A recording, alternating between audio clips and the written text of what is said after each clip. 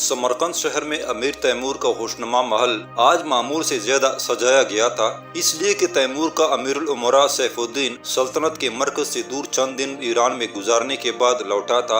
امیر Timur ابھی تک اپنے محل میں تیار ہو کر نہ آیا تھا اور دربار میں سب لوگ اسی کے منتظر بیٹھے تھے۔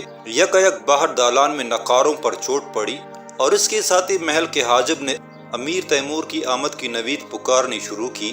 آمد کی یہ نوید ختم ہونے کی تھوڑی ہی دیر بعد تیمور اس دربار میں داخل ہوا۔ وہ ریشمی چوغے پہنے ہوئے تھا، سر پر اونچی باڑ کی سفید کلاه تھی جس کے بالائی حصے میں ایک چوڑا سا یاقوت جڑا ہوا تھا اور اس یاقوت کے گرد جواہرات ٹانگے گئے تھے۔ دربار میں بیٹھے سب لوگ اٹھ کھڑے ہوئے تھے اور ہاتھ باندھ کر تعظیم پیش کرنے کے انداز میں کھڑے تھے۔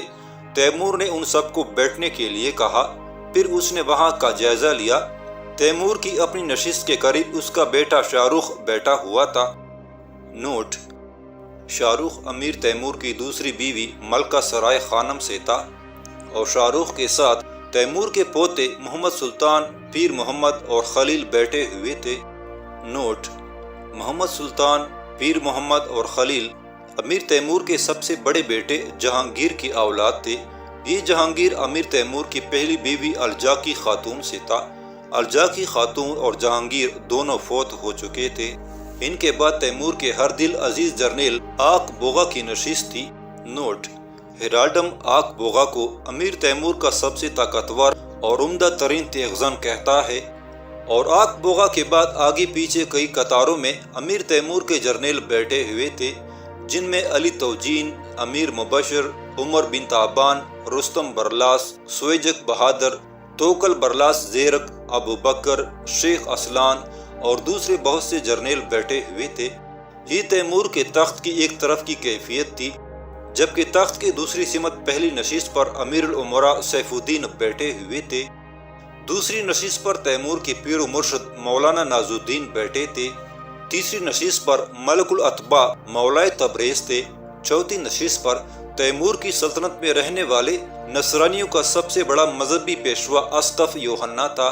اس کے بعد نشستوں کا یہ سلسلہ ایک قطار کے بجائے کئی قطاروں پر مشتمل کر دیا گیا تھا اور اسقف یوحنا کے بعد ان نشستوں پر دوسرے اراکین سلطنت کے علاوہ بخارا شہر سے آئے ہوئے کچھ لوگ بیٹھے تھے۔ ان میں بخارا کے علماء، درسگاہوں کے شیوخ، خدام دین اور معروف مناظر شامل تھے۔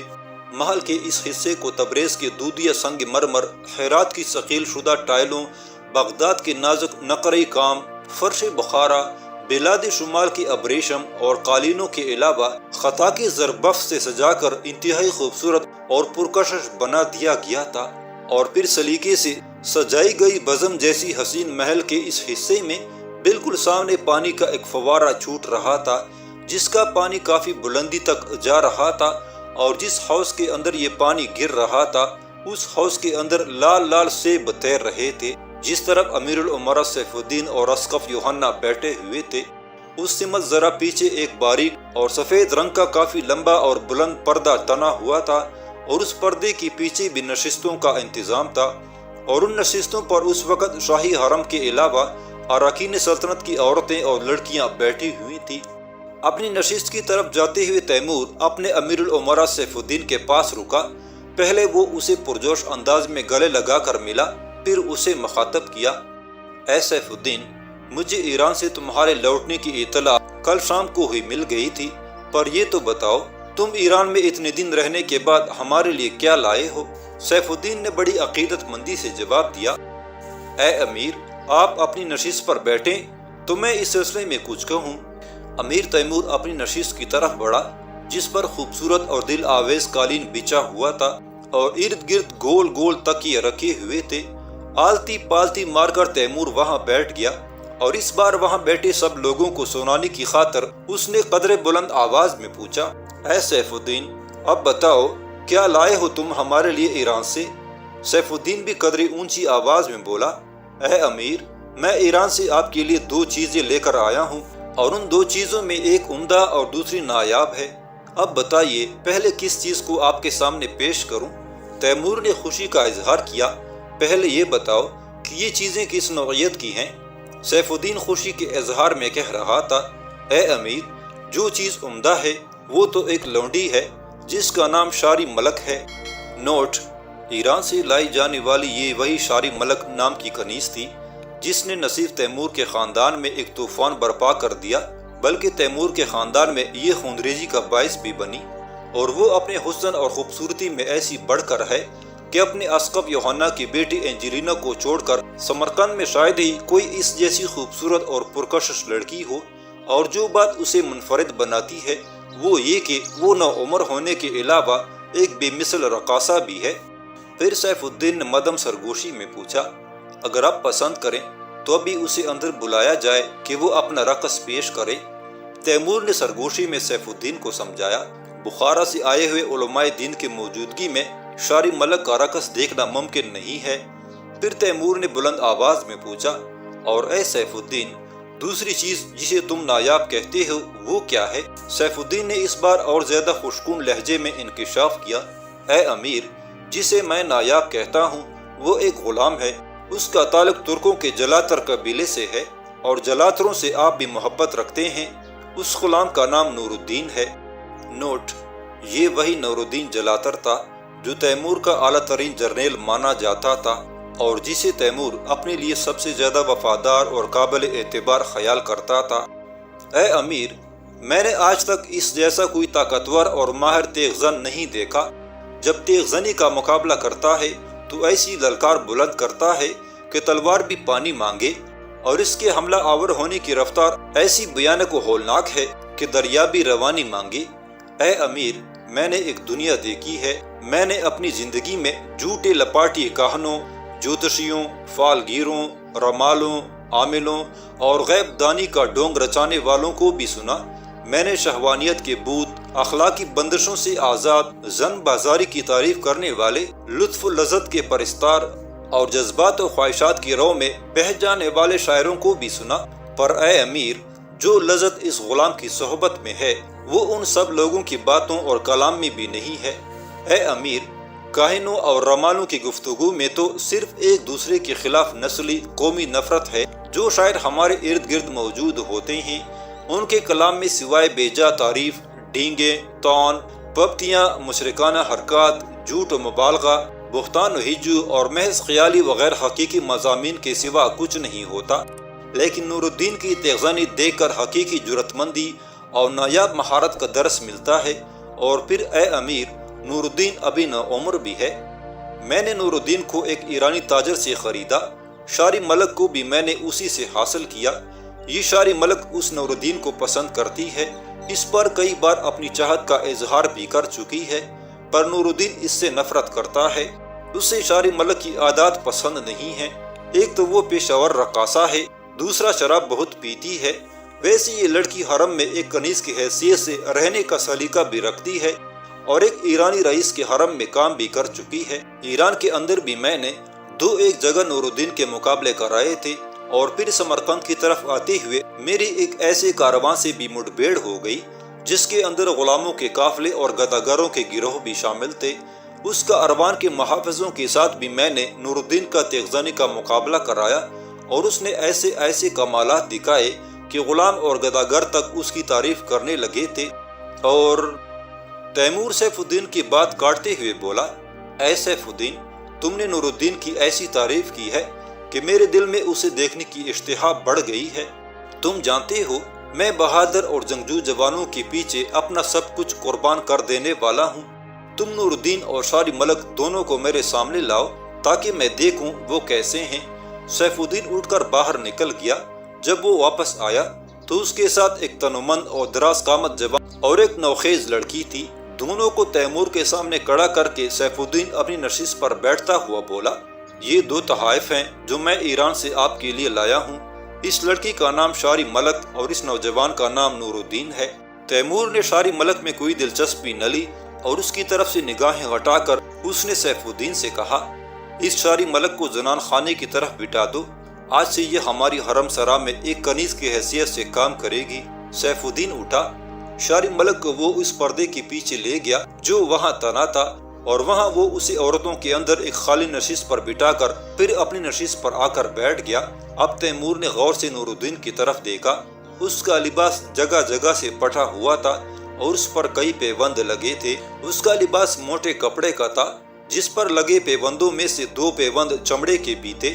اس کی ابا کا سامنے کا حصہ بری طرح پٹ کر 2 حصوں میں پٹ چکا تھا اور پھر ان پٹے ہوئے دونوں حصوں کو ایک گانٹ لگا کر جوڑ دیا گیا تھا۔ اس کے کندھے پر ہلکی شکاری کمان لٹک رہی تھی۔ سر پر بوسیدہ سی ایک گرم ٹوپی تھی۔ اس کی کمر سے جو تلوار لٹک رہی تھی اس کا میان اور چمڑی کی پیٹی کبھی بہت اچھی رہی ہوگی، لیکن اب وہ اپنی آب و تاب کھو چکی تھی۔ اس کے پاؤں میں موٹے اور کھردرے چمڑے کا جو جوتا تھا وہ جگہ جگہ سے اس انداز سے پٹا ہوا تھا کہ ان میں اس کے پاؤں بھی دکھائی دے رہے تھے۔ تیمور نے یہ بھی دیکھا کہ اس کی آنکھوں کے اندر صیقل شدہ خنجر جیسی چمک اور ایک سلگتی ہوئی آنچ تھی۔ اس نے اپنے دونوں ہاتھ اپنی چھاتی پر باندھ رکھے تھے۔ وہ بیچارہ قبروں جیسا خاموش، بوسیدہ کفن جیسا ویران، بجھے آتش کدے جیسا اداس اور ویران میں کدے جیسا افسردہ کھڑا تھا۔ اسے دیکھتے ہوئے تیمور کھو سا گیا تھا۔ پھر وہ سنبھلا اور دربار میں اس کی آواز گونجی، اے نور الدین، اپنی گردن سیدھی کرو اور چھاتی تان کر کھڑے ہو جاؤ۔ تم جلاتر ہو اور میں جلاتروں سے محبت کرتا ہوں۔ نوٹ: امیر تیمور کی جلاتروں سے محبت اس بنا پر تھی کہ اس کی پہلی بیوی الجاقی خاتون کا تعلق بھی ترکوں کے اسی جلاتر قبیلے سے تھا۔ سیف الدین نے تمہاری بہت تعریف کی ہے، پر اس پر گفتگو کرنے سے قبل تمہارے اور تمہارے غلام بننے سے متعلق تفصیل جاننا چاہوں گا۔ نور الدین نے پہلی بار زبان کھولی، اے امیر، میں نہیں جانتا کہ میرا تعلق جلاتروں کے کس خاندان سے ہے۔ میں صرف اس قدر جانتا ہوں کہ میں غلام ہی پیدا ہوا تھا، اس لیے کہ میرا باپ بھی ایک ایرانی رئیس کا غلام تھا۔ میں چھوٹا ہی تھا کہ میری ماں مر گئی اور میں جب 10 سال کا ہوا تو میرا غلام باپ بھی ہمیشہ کے لیے مجھ سے بچھڑ گیا، پر وہ ایرانی رئیس مجھ پر مہربان تھا۔ اس نے مجھے پالا اور میری اچھی تربیت کی۔ ایک بار شکار کے دوران میں نے ایک چیتے سے اس کی جان بچائی تھی، جس کے لیے اس نے انعام کے طور پر مجھے یہ تلوار اور پیٹی دی جو اس وقت میری کمر سے لٹک رہی ہے۔ گزشتہ برس وہ ایرانی رئیس مر گیا۔ اس کے بیٹے مجھے اچھا نہ سمجھتے تھے، لہٰذا انہوں نے مجھے آقا سیف الدین کے ہاتھ فروخت کر دیا۔ اے امیر، بس یہ ہے میری کل کی داستان۔ اے امیر، میں نے اپنی جسم سے روح تک دھوپ ہی دھوپ دیکھی ہے۔ میری زندگی میں کوئی صحابہ اور سراب نہیں آیا۔ میں ساگر سے کٹا ہوا وہ دھارا ہوں جس کے اندر پانی ہی نہیں، نمی تک ختم ہو جاتی ہے۔ تیمور نے بڑی شفقت سے اس بار کہا، اے نور الدین، اگر تم اپنی تعریف و توصیف کے مطابق ثابت ہوئے تو میں تمہاری قدر شناسی کروں گا اور تم سے تمہاری شہرہ کی لہو کی توقع کیے بغیر تمہاری قدردانی اور حوصلہ افزائی کروں گا۔ پر سیف الدین نے جو تمہاری تعریف کر دی ہے اسے کیسے جانچا اور پرکھا جائے؟ قبل اس کے کہ نور الدین کچھ کہے، سیف الدین اس کی جگہ تیمور کو مخاطب ہو کے بولا، نور الدین کی تیغزنی اور جرأت مندی و طاقتوری کو آزمانے کا سب سے عمدہ اور بہترین طریقہ یہ ہے کہ آپ اپنے اس بڑے دربار میں کسی ایسے تیغزن سے مقابلہ کرا کر دیکھیں جسے آپ سب سے بہتر سمجھتے ہوں۔ اگر نور الدین اسے مات کر دے تو میری کی ہوئی تعریف و توصیف پر مبنی پر حقیقت ہوگی، اور اگر نور الدین ایسا ثابت نہ ہوا تو پھر جو چاہے فیصلہ کرے۔ سیف الدین کی اس گفتگو کا تیمور کے لبوں پر گہری مسکراہٹ بکھر گئی۔ پھر اس نے نور الدین کو مخاطب کیا اور بولا، اے نور الدین، میرے لشکر میں ایک مینک باشی ایسا ہے جو میری نظر میں سب سے بہادر و طاقتور اور سب سے برتر تیغزن اور جنگجو ہے۔ اس بڑے دربار میں اے نور الدین، تم میرے اس مینک باشی کا مقابلہ کرو۔ اگر تم اسے ہرا نہ سکے اور اس کے سامنے چند لمحے بھی ٹھہر گئے تو میں تمہاری قدردانی کروں گا۔ سنو، میرے اس مینک باشی کا نام آک بوغا ہے اور وہ ایک بے مثل تیغزن ہے۔ تیمور ذرا رکا، پھر اس نے سیف الدین کی طرف دیکھتے ہوئے پوچھا، اے سیف الدین، تمہارا کیا خیال ہے؟ نور الدین اور آک بوغا میں سے کون غالب اور کون مغلوب رہے گا؟ بغیر کسی توقف اور تفکر کے سیف الدین نے جواب دیا، اے آقا، ظاہری طور پر جو کچھ میں نے دیکھا ہے اس کے مطابق مجھے امید ہے کہ نور الدین غالب رہے گا۔ جب سے میں نے نور الدین کو خریدا ہے تب سے میں اسے کئی مقابلوں میں آزما چکا ہوں اور آک بوغا بھی میرا خوب دیکھا بالا ہوا ہے۔ تیمور پھر بولا، اے سیف الدین، اس نور الدین سے پوچھو، یہ یہاں میرے ساتھ آک بوغا کے ساتھ مقابلہ کرنے پر آمادہ ہے؟ اگر یہ اپنی رضامندی کا اظہار کرتا ہے तो इसे आग बोगा की शुजाअत और क़ुव्वत के कुछ वाक़यात भी सुना दो जो आग बोगा को अपनी ज़िंदगी में पेश आ चुके हैं, ताकि ये आग बोगा के मुतालिक सब कुछ जान जाए और बाद में ये न कहे कि आग बोगा की असलियत का मुझे इल्म न था।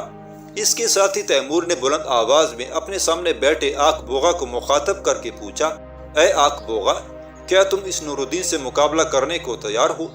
आग बोगा अपनी जगह पर खड़ा हो गया और अपनी गर्दन को खाम करते हुए उसने कहा, ऐ अमीर, मैं इस मुकाबले के लिए तैयार हूँ।